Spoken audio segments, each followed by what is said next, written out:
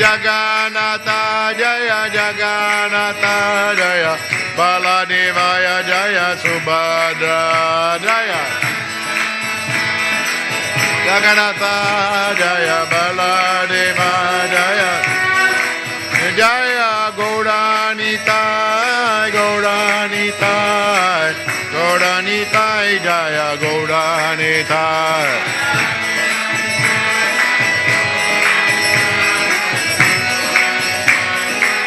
Nitai Gaura Hariba Hariba Hariba Nitai Gaura Hariba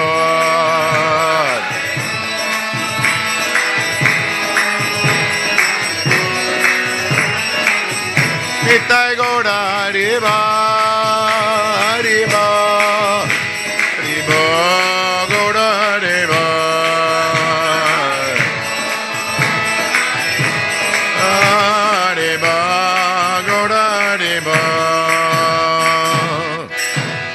Vishnupad Paramahansa Sri Bhaktivedanta Goswami Maharaj Srila Prabhupada Ki Jai Shri Shri Radha Gopinath Bhagavan Ki Jai Jagannath Baladev Subhadra Devi Ki Jai Shri Shri Gauni Jai Ki Jai Gaura Premanandi Hari Hari Bol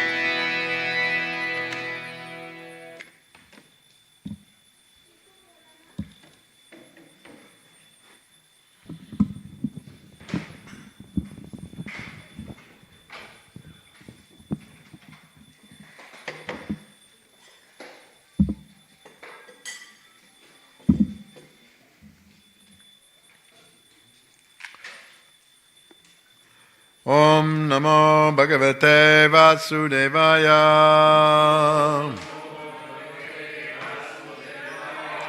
Om Namo Bhagavate Vasudevaya Om Namo Bhagavate Vasudevaya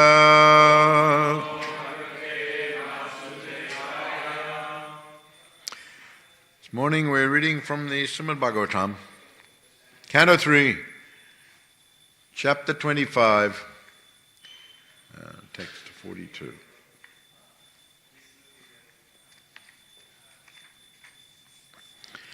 Madhvayad vatoyam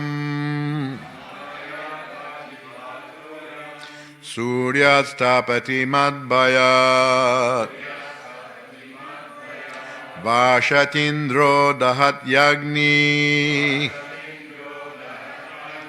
Mrityus charati madhvayat Madhvayad vatoyam Suryastapati madhvayat Vashatindro dahat yagni Mrityus charati madhvayat Madhvayat vatoyam Suryastapati madhvayat Vashatindro dahat yagni Mrityus charati madhvayat. Someone else?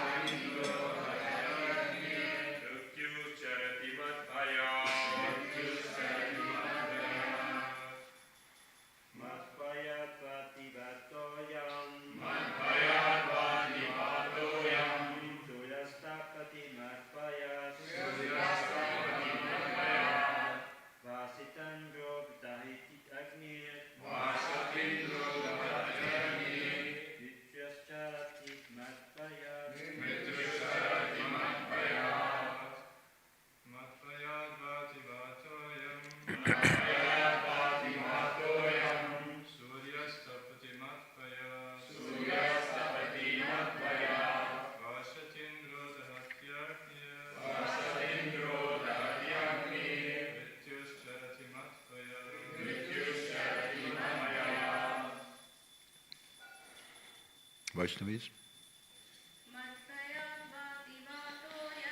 Madhvayad bhaktivatoyam Suryastapati madhvayat Vashatindro dahatyagni Mrityuscharati madhvayat Madhvayad bhaktivatoyam Suryastapati madhvayat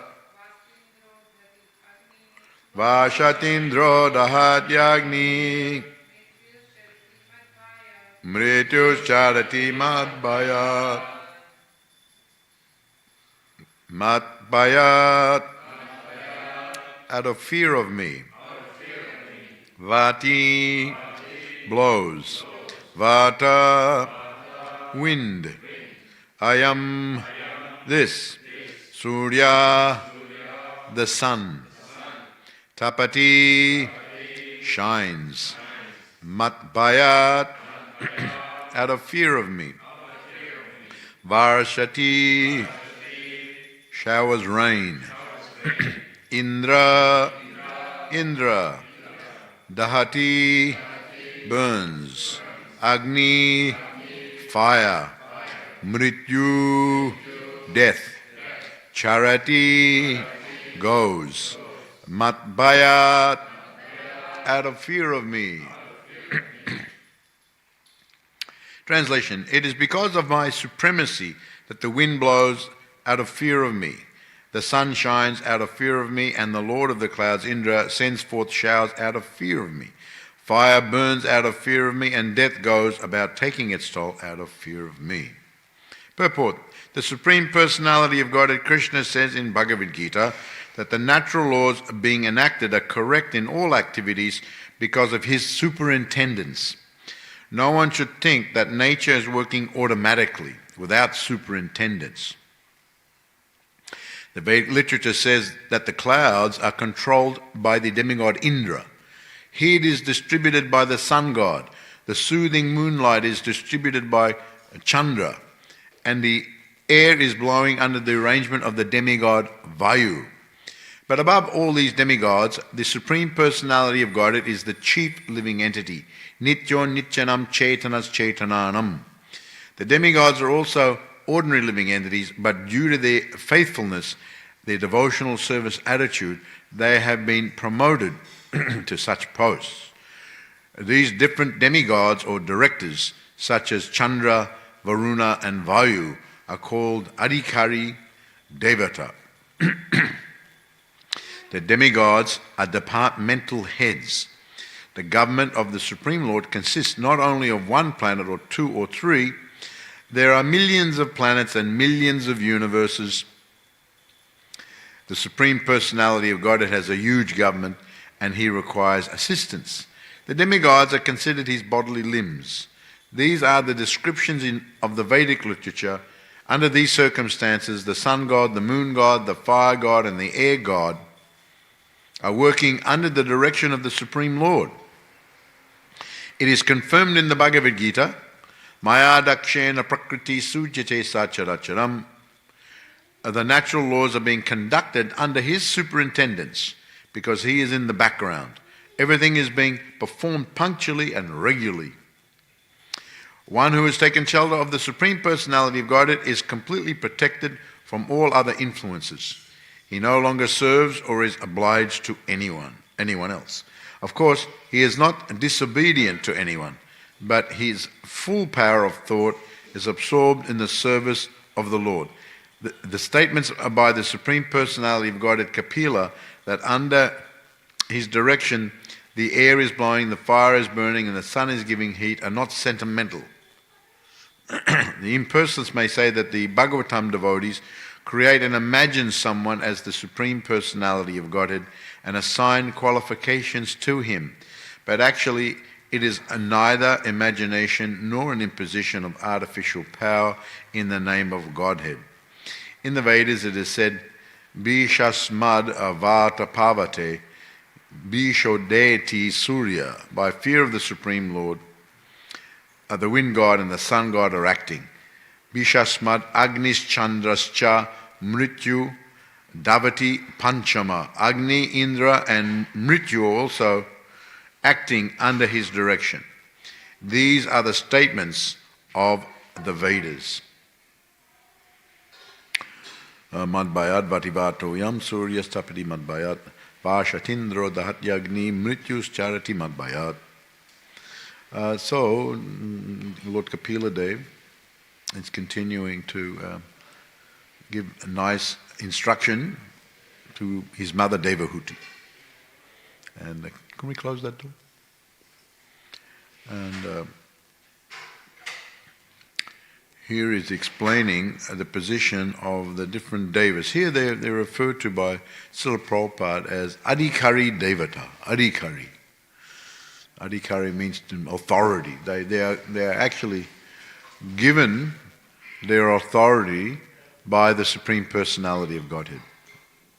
And they're elevated to these powerful positions because of their previous actions, their previous piety in the former life. They acted very, very pious. To go to the position of Agni. Now, there are many, as is mentioned here, that there are many millions and millions of planets in one universe. Just like when we, at night time, if you're in a clear sky and you're out, maybe out of the city, if you look up, you can see very clearly so many stars are shining. So many. New Govardhan, we get a lot of these very clear nights, and it's because we're in more in the country, there's no interference of other lights from the city or anything. And so a lot of the time we can see so many stars are shining, and we're just seeing one small section. So there are many millions of, and this is in this universe, and there are many millions of universes in the total creation of the Supreme Personality of Godhead. So there are many, besides these chief demigods, Agni and Vayu and Chandra and Surya and Indra, there are living entities who are living on these planets in different sections of the universe. We have our Bhumandala, our earthly section. It's all its Vashas, and then we have below us other planetary systems, and above us, Bhu, Bhuva, Sva, Bhuva, semi-demigod position, and then demigods, and then above demigods we have more higher beings, Janaloka, Mahaloka, Tapaloka, Satyaloka. Lord Brahma lives on a planet, the highest planet. And it's not just Lord Brahma is living there, many, many millions of others are living there. So many millions of people are living throughout the universe. And then these, so someone who has got kriti, piety, has acted very nicely, according to Vedic instruction, they can be elevated to those planetary systems. And those who are elevated to be the kings and the chief, like Agni and Indra, that is the result of many, many lifetimes of pious activity. And they are given great powers. They have, at Prabhupada mentions here, they have, the living entities, those jivas, have a very devotional attitude. They're not completely purified, otherwise they would go beyond the world, go back to the spiritual world. But they have developed their devotional attitude, and they are given elevated position, and they are given great powers to assist the Supreme Personality of Godhead in his governance of the universe. Now, of course, the Supreme Lord doesn't need any assistance, actually. But he allows living entities to engage in his service. And then he empowers them and gives them authority, as is mentioned here. Adhikari Devata. Grihasta Adhikari. We say like that. Someone is a Grihasta in a married life, and because they're not Griyamedi, they are Grihasta. They are following nicely. They have got Adhikari. They have got great authority. many of Lord Chaitanya Mahaprabhu's associates were grihastas. He was sannyasi. He had also many sannyasi associates, brahmachari associates, but mainly they were grihastas. And he very much relished their association because they were very elevated devotees. And many of them were very knowledgeable and authoritative. Sarvabhauma Bhattacharya, a great intellectual giant.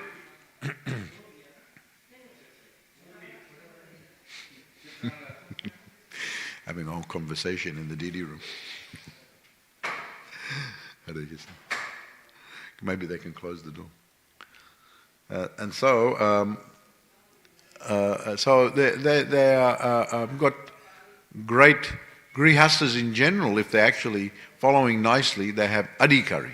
They have great authority to act as grihasta. So devatas have got great authority, got great power. And so wind. Now wind is, just like when we think of these things, wind, sun, how powerful is the sun? It is said that according to modern scientists, if the sun just moves a little bit closer to Earth, everything will just be burnt up. If it moves a little bit further away, just a fraction even, it'll be very freezing cold, everyone will die.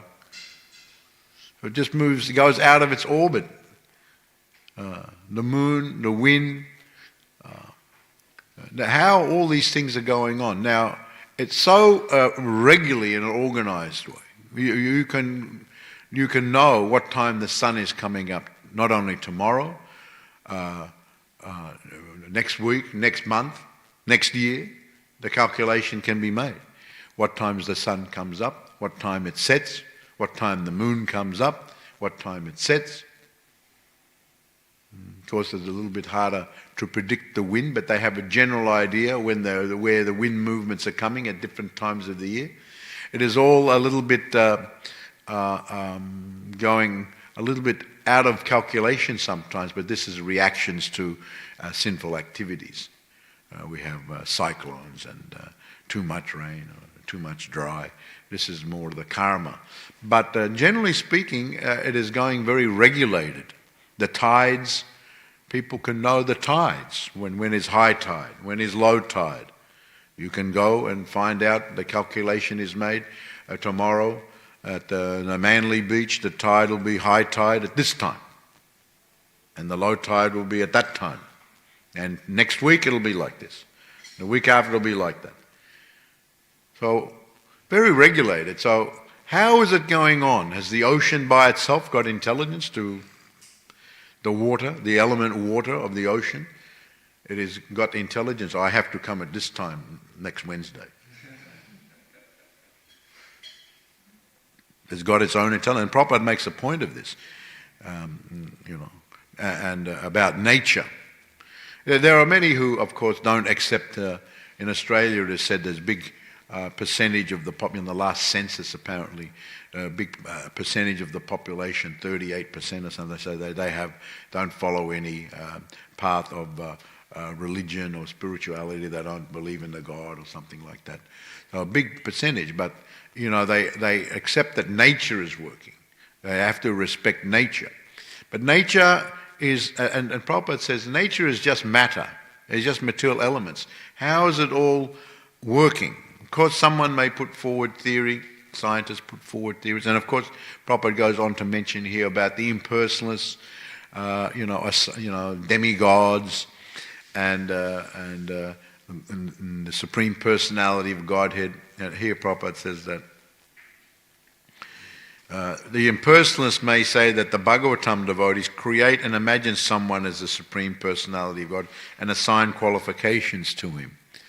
Now, going back to the point of materialists who study nature and study the stars and how everything moves. The stars move very exactly. And they say that it's just happening just by some force or energy or some sort of random thing. It belies even very basic logic, how these things can go. We don't find matter We don't find chemicals with intelligence. They come together. It's just like anything in the world. The house doesn't appear automatically. The wood of the tree doesn't cut itself up and then build a house. The trees, they have intelligence in one way because the soul is within them. But it is always something behind it. So here, Prabhupada makes a point here that, yes, nature is working, and he actually quotes Maya Dakshena Prakriti Sujite Sacharacharam Etuna Nena Konta Jagat Viparivata, where Krishna says very emphatically, I am this material nature is working under my direction, and producing moving and non-moving beings, and the manifestation is coming about, created and annihilated again and again. So very emphatically in the 9th chapter of Bhagavad Gita, Krishna, he makes these statements. The whole cosmic order is under me. It is manifested again and again, automatically. So Krishna sets a process in motion, how there's a manifestation, pradhana, and then pralaya. All these things are very nicely described in the Shastras. Brahma Samhita, Lord Brahma talks about the pralaya and the pradhana, Srishti, the different energies, how they're all working. So Krishna says very emphatically that I am, this is going on by my, and another point is by my superintendence. My superintendence. Now these devatas, these demigods, they're very powerful, and they are empowered by the Supreme Lord, and it is the Lord who enters everywhere in the atom and in the heart of every living entity, along with the jiva, you and I. There is the Supreme Lord, and He is making sure that even though He gives the power to the devas and like Agni and Indra and Vayu, He is making sure that they are doing everything just correctly. Independently, they have got power, but to make everything go on in such an exact way needs even more power than they have. And that is the power of the Supreme Personality of Godhead. He brings everything into existence through the... Now, Krishna, of course, he is enjoying in the Krishna Loka, Radha and Krishna, enjoying so many different leelas. He expands himself. Balaram, and from Balaram, the Sankashan. From Sankashan, we have the Mahavishnu, the Garbhadakshay Vishnu, who comes in every universe. Chiradakshay Vishnu, who is again expanded to become Paramatma. So the Lord expands himself in so many ways, but original Krishna is existing in the spiritual world. He is aloof. Now, even the Vishnus are somewhat aloof, although they are the cause, as far as the ongoing activities. Krishna sets everything in motion. He empowers the living entities in the higher and lower positions, and he oversees everything nicely. But it's going on almost automatically, in one sense, almost automatically. He is aloof. He creates everything. He is in everything, but he's not affected by it, whereas we're affected by it. That is the difference between us and the Supreme Personality of Godhead. So there are those who are impersonalists who say, "Oh, we are the God. We are all," and the Supreme is some energy, and to assign a personality as being supreme is just illusion, or some say it is offensive. Just like in Islam, it's considered very offensive to assign a personality to the Supreme. That's why quite often in history we read that the Muslim rulers would attack the temples in India, for example, and break the deities. Right? Because it's considered, when you make a form of God, that is considered offensive to the God, because you're bringing him down to the human platform, and God cannot be like the human. God is supreme. How you can make a form like that? So in one sense they accept God as a person, but it's kind of impersonal. And then you have the monists who are Brahman. And so you devotees of the Bhagavatam, and Gita, you were just assigned. You were just imagining these things. There are devas, and there is a Godhead, and then you imagine that there is a person, a supreme person, and then you just assign qualities. Oh, there is a supreme person, and the supreme person is like this, and you have just assigned it. And the Bhagavatam describes that personality, and it's just an imagination thing. It's just making it up. But Prabhupada goes on to say here, no, this is not only in the Bhagavatam. This is also directly in the Vedas. And he quotes from the Vedas, Bishasmad Agnis Chandrascha Mrityu Davati Panchama. We accept the authority of the Vedas to understand these things properly. The Vedas are spoken by so many great elevated souls, originally by the Supreme Personality of Godhead. And those things in the Vedas give idea and practical instructions how to live within the material world. So these things are also stated in the Veda. Certainly what's also stated in the Veda is Brahman. So those who are Mayavadis especially like to quote sections of the Vedas that point to Brahman as supreme, but neglect to point out other sections that denote the Supreme Personality. So they emphasize one, but denigrate another, or ignore another section. So the Vaishnavas acknowledge all the levels. And this is there in the Veda, because I remember there's one story of Bhaktisiddhanta Saraswati Thakur, who was giving lectures in Jagannath Puri one time, and many came to hear his series of lectures in the evening. And so at the end of one lecture, some Brahmanas came, and they congratulated Srila Bhaktisiddhanta on his lecture, but they said that actually I think that you are quoting too much from the Bhagavatam. You should quote more from the Shrutis. This is direct Veda.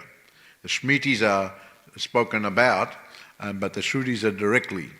And actually Srila Bhaktisiddhanta quoted many references from the Veda directly, glorifying the Smritis.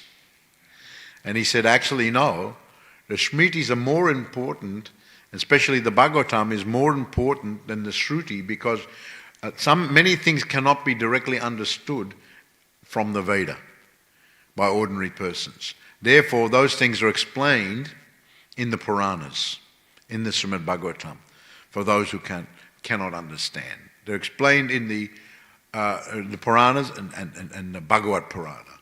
So after having lengthy discussion with these Brahmanas and quoting from the Shrutis directly, they accepted what he was saying as correct.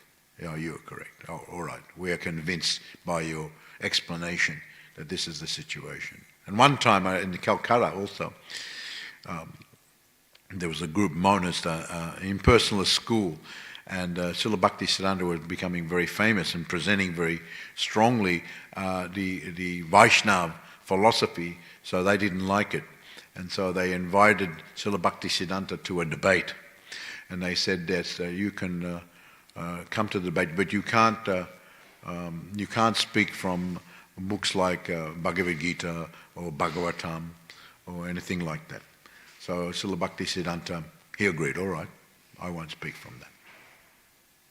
You can't speak from Mahabharata or Ramayana or anything like that. I said, all right, I won't speak from there. You can only speak from, even Vedanta Sutra, you can't speak. Only directly from Veda you can speak. Srila Bhaktisiddhanta, he agreed, all right, I'll speak only from Veda, then we'll have the debate. So then they sent another letter, no, we're cancelling the debate. He was so powerful a presenter, and he was Shrutidhara, he had a photographic memory. He could read anything and remember it immediately for the whole life. This is a very extraordinary person, photographic memory. They used to call him the walking encyclopedia. Many were very afraid to say anything, even approach him. And so one actually has to become learned. All of the devotees have to become a little bit learned, and Prabhupada used to tell us you have to be able to quote from Bhagavad Gita, Srimad Bhagavatam. But here he's making a point that, all right, some may say like that it's just imagination. And materialists may say the same thing, nature. You're assigning personalities to be in charge of nature. This is just mythology, just like other stories, the Hindu mythology or Greek mythology. In the Greek, you have a lot of similarities around the world in different countries. I remember doing a little bit of research into this, even Africa and Latin America, many countries, even in Europe, ancient Europe, Norse, they call it folklore, but they recognize gods. In Africa, there's recognition of gods, in Europe, in the past time, and in in other parts of the world, and so they call it mythology. But actually, these personalities exist, the demigods, and they control wind. It seems very inconceivable to us. They're empowered to control this element of air. They control it. They have the power. Just like we have powers to control certain things on a very small level. But these demigods have power to control the element of air. And they're empowered by Krishna. And some has the power to control the element of water. The element of water. This is Indra. And some has the power of course, Indra or Vayu also. And of course Agni, fire, the element of fire, heat, sun, Surya. So they have these powers to control these elements to work in certain ways. But even they have the power to regulate it all, make sure everything is coordinated and going on just exactly as intended by the Supreme Personality of God. And this takes very high, unlimited intelligence, how to make a situation that the living entities have their desires. They're placed in the material world. Along with the material energy, the living entities are impregnated here. Their original desire is to think themselves Krishna and forget Krishna, but we cannot actually forget Krishna. We're eternally connected. We're eternally connected to Krishna. But Krishna has to make a situation, even though we're eternally connected, that you go into a situation that you can think you're like him, although you're not, at the same time forget about him, although he's right there next to you. It's a very extraordinary thing. Krishna is in our heart as Super Soul, right next to us, but we don't see him. It's a very extraordinary thing. And he has to create a situation in the world that we can imitate him by being lords in different ways. We can never be Krishna, but Krishna creates a situation. All right, you want to think like that? I'll create a situation where you can think like that and you can be like that. But ultimately, it's not your natural situation. So Krishna, along with all that, creates little pricks to wake up the living entity to actual reality. It's a very complex affair. And so even great demigods who have a lot of power to do so many things, still they can't do everything exactly, so therefore Krishna has to also be there. And the demigods, being elevated, understand the power of the Supreme Personality of Godhead. They're empowered to do something, but someone else is above them. And they've only got the power because of that someone who's above them.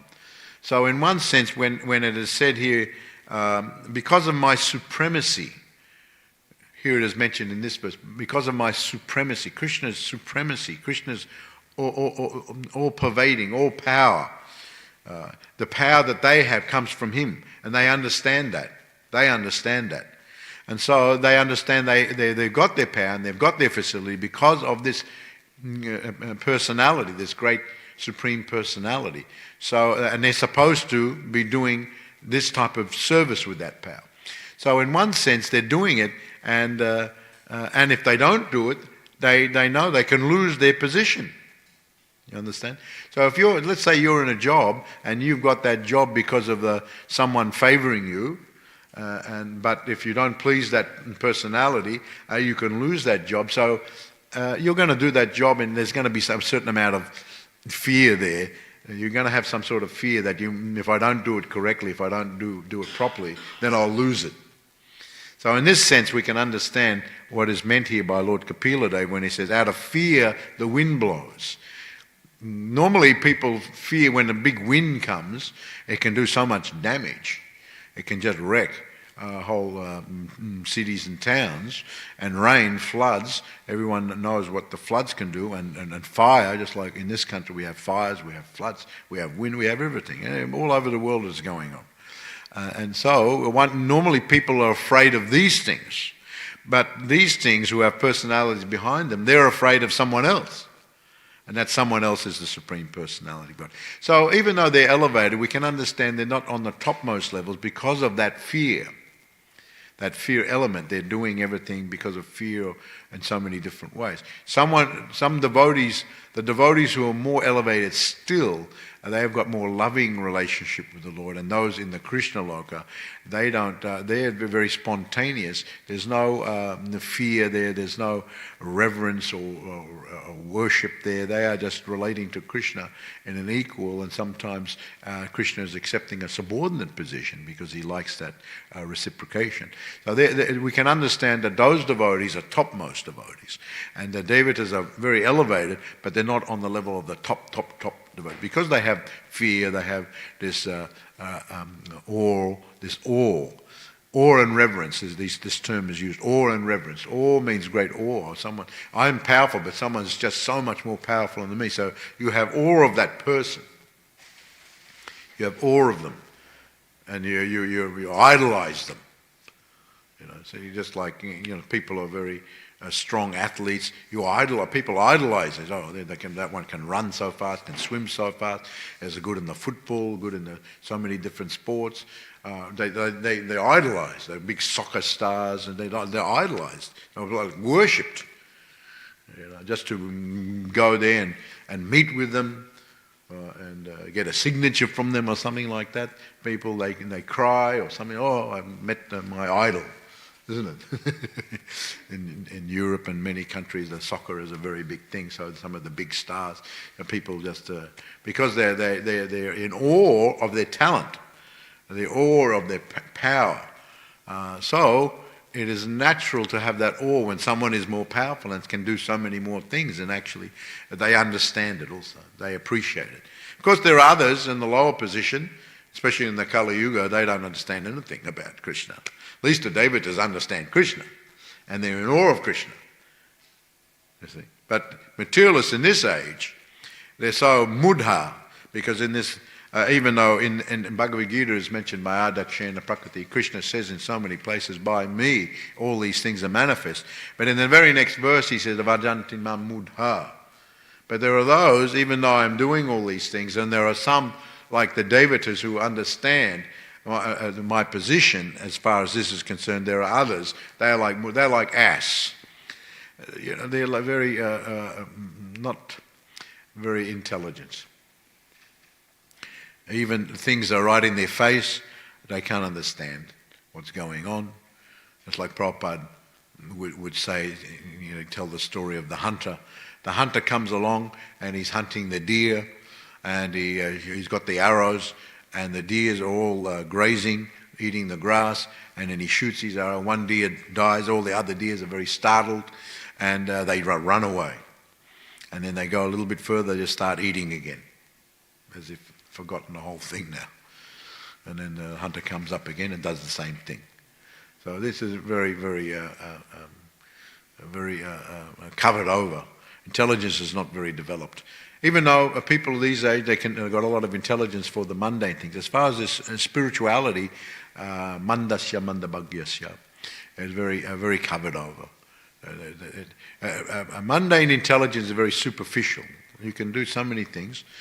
But, many species of life are very intelligent in their particular areas. Ants are very intelligent.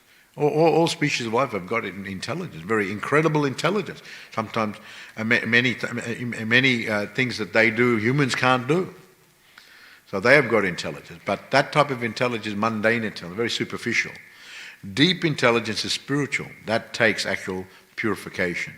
to have that intelligence, to begin to understand what is the position beyond what I am doing day to day, beyond the world. That is another level, and that needs to come about by getting the mercy of the Supreme Lord and the mercy of the great Vaishnava gurus and acharyas, and having nice association, following the process very nicely. You begin to understand all these things. But these are very basic instructions given by Lord Kapila Dev to his mother about the demigods, and even though they're very powerful, they're still under the control of the Lord. The superintendents of the Supreme Personality. He is the overseeing everything.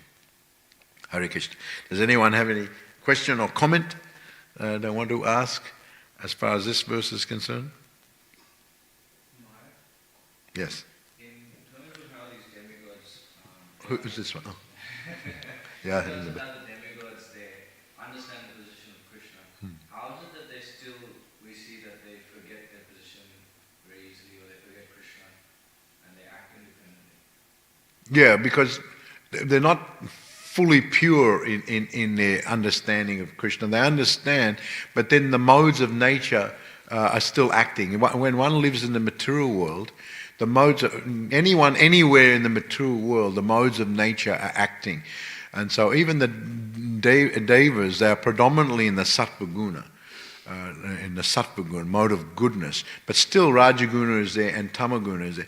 So even a majority of the time they are aware, but every now and again they're affected by Rajaguna or even Tamaguna, and they momentarily they become covered over, just like we see with Indra and Govardhana Leela, when Indra tried to punish the inhabitants of Braja.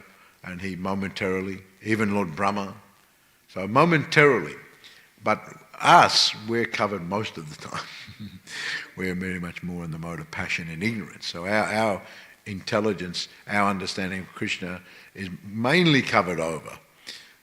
But even devas, they are mainly aware, but every now and again they have a lapse. And this is the effect of not being completely purified in their Krishna consciousness, and still a little bit subject to the activities of the material world. Every now and again. I mean, we read these stories in the Bhagavatam, Indra and this one and that one, but we have to keep in mind that these happen many years apart, millions of years, and not that they're happening every day. There are many millions of years. So every now and again, there's a lapse by some deva about Krishna's position, but that generally they come to their senses. Like we see, Indra comes to his senses, Brahma misunderstood the Krishna, and so on and so forth. So yes, so Hare Krishna. Yes. Thank you for the class. Just one thing that Srila Prabhupada mentioned in the purport that the demigods are considered the Supreme Personality of Godhead's limbs, bodily limbs. And he also mentioned that they're faithful and they're devotees. In this purport? In the purport. Where is that? In this purport you're talking? Yeah. Can you tell me whereabouts it is? Which paragraph? Just read it again, what you said? Oh, the demigods are departmental heads from there?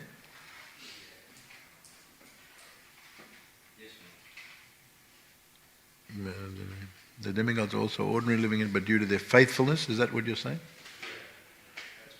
Due to their faithfulness, their devotional service attitude, they have been promoted to such posts.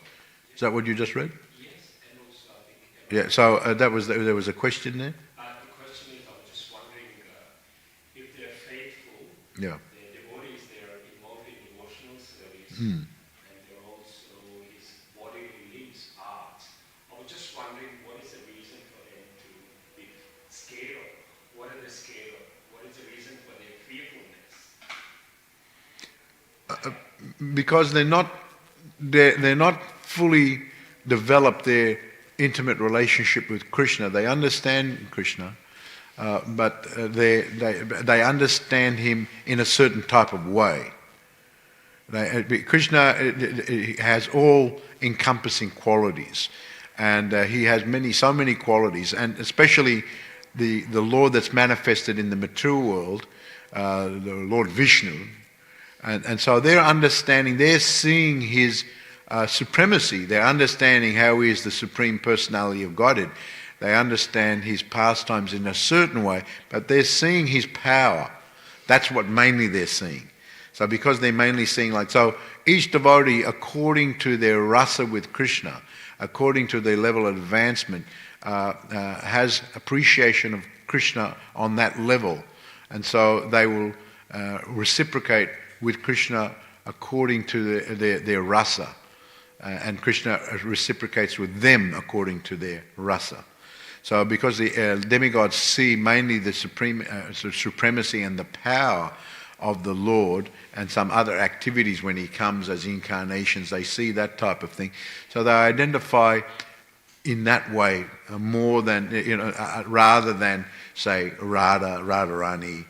She has access to Krishna. Her rasa is different. So therefore, so you have to recognize the difference between the different individuals. So one can be very faithful, elevated to high posts like demigods. That doesn't automatically mean that you will be in intimate rasa with Krishna, just like the gopis or something like that. That is another beyond the material world. So we're relating to Krishna from our level. So still we have faith in Krishna, but we see Krishna in a certain type of way. Just like we as beginning devotees, we're following Vaidhi Bhakti, and in Vaidhi Bhakti there are many rules and regulations. We're bowing down, offering respect. This is in awe and reverence. So we see Krishna more like that. We can also understand Krishna a little bit as Leela. So we have a certain angle of seeing Krishna. So the Devas also have a certain angle of seeing Krishna. And so as you become more elevated, that angle widens and widens. You can appreciate so much more of Krishna as you become elevated. And when you're less, it's very narrow. As you become more elevated, it becomes very broader. You can understand, and Krishna reveals himself more and more. So many different aspects are revealed to the individual as they become more intimately connected with Krishna through love. So it's a question of their connection. Yes, ma'am. As a beginning devotee, should there be any fear of Krishna? Any fear? Any aspect of having fear of Krishna? No, I think as devotees, Prabhupada said we should have reverence and respect and worship Krishna in awe and reverence. But in one sense, when you have awe and reverence, there'll be some fear there. But Prabhupada always told you should fear Maya. You shouldn't develop fear of Krishna. You should develop love of Krishna. But when you're in the beginning stages, automatically there'll be some fear because of the position of the Supreme Personality of God. And that's not a bad thing in one sense. Krishna is all pervasive. He's everywhere. He knows what I'm doing. If I do something wrong, it won't be very good. So there might be a bit of fear there. And if you change yourself because of that fear, then that's a good thing. But that's not so much, for someone who's a devotee, that type of attitude is not promoted so much in Vaishnavism. You have that more in other religions, the Muslim religion, Christian religion, God-fearing person, just like in the Christian they have that term, God-fearing. They very much promote that. God will smite you down if you do wrong, isn't it? Don't go against. He will smite you down. You'll go to the hell. And so they very much promote on that. In Vaishnavism, we don't promote on that, although it will be there because we're not so elevated. It will be there in the back. But what's promoted is develop your, in the beginning stages, you worship Krishna with a great awe and reverence, but you're developing your love of Godhead. And this is very much so, especially because of Lord Chaitanya Mahaprabhu. Krishna more or less savadamam pritya, he demanded, you surrender unto me, then I will protect you. If you don't surrender, then you will be under Maya.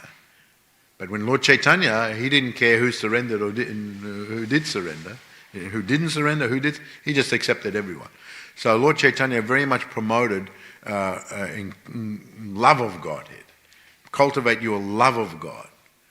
So by the mercy of Lord Chaitanya, this is the mood of the Gaudiya Vaishnavas. The Gaudiya Vaishnavas in the line of Lord Chaitanya, we are in the mood of Lord Chaitanya in developing love of God. But there will be fear in the beginning stages. But that's, and I said, other religions really come down heavy on that side of things. Yes? We constantly confront natural disasters, earthquake, typhoon, tsunamis, and so forth, forest fire, and isn't that? Is it because of fear that demigods actually created all these disasters, but because of the will of God, of Krishna? And can they, they might want to refuse, but they can't because... Well, yes. Well, these are reactions, and the demigods have the duty to perform on top of regular function as far as the wind and the air and the water. They have their regular functions, but on top of that, there is, and this goes on on Earth. It doesn't go on the heavenly planets. All this type of thing, earthquakes and all this. That doesn't. The karma is only here for Earth people. Even the subterranean heavenly planets, they're not getting like that. We're getting. They have got the result of their karma going to the lower planetary system. The result of their karma, they've gone to the heavenly planets, and so on and so forth. But they're not getting the same. They don't get karma as they don't create karma as such. They're reaping the result of their karma from previous pious activities. But here on earth, we're getting the result of the karma, and we're creating more karma. So according to that, in the previous life, in this life, there must be reactions. And so under the direction of the Supreme Personality of God, the demigods have to react to give, not only they're doing their general service of air and heat and fire and water and all, but they have to give some reactions from time to time because of the sinful activities of the Supreme Person, of the living entities. So all these things are happening ultimately under in the immediate sense, under the devas. They are giving that. They are in charge of these things. And they're doing their duty ultimately under the Supreme Personality of Godhead. So someone may say like that, well, why does God want to see the suffering? No, this is just almost automatic. You're doing activities that has to get reaction. And so every action has reaction. It's not that God hates someone that he wants to punish them, but that activity brings this reaction. And so it's almost automatic. And so the demigods are carrying out those orders under the Supreme Personality of Godhead. So it's the reactions are coming by our own activities. And if you want to avoid those reactions, then don't do those activities. But of course the materialists, they don't understand these things, and therefore actually quite often they say, well, how there can be a God if he likes to see so much suffering. But you have created that suffering because you have created suffering for others by your activities. And if you do it individually, you have to get individual reaction, and then if you do it collectively, you have to get collective reaction. So it's a very to understand the karma, how it works, is not so easy affair.